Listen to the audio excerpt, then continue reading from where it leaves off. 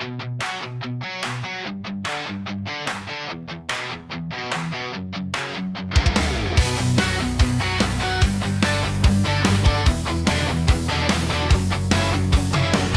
dole u hospody potkal jsem tam pěknou ženskou.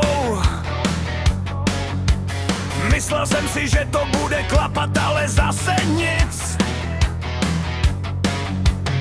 Usmála se, řekla ahoj, já ztratil všechny věty. Než jsem našel první slovo, zmizela mi z očí pryč. Řeknul jsem si do prdele, ta holka byla mým snem. Ještě včera seděla tu, dneska nevím ani kde. Řeknul jsem si do prdele, proč to vždycky pokazím.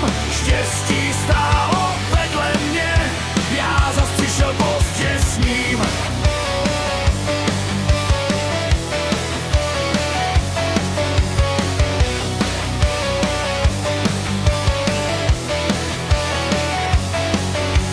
Druhý pátek stejná hospoda, stejný stůl a stejné pivo. Říkal jsem si, třeba osud ještě jednou zamíchá. Místo ní tam seděl borec, držel její ruku pevně. Tak jsem dopil svoje pivo a šel domů bez slova.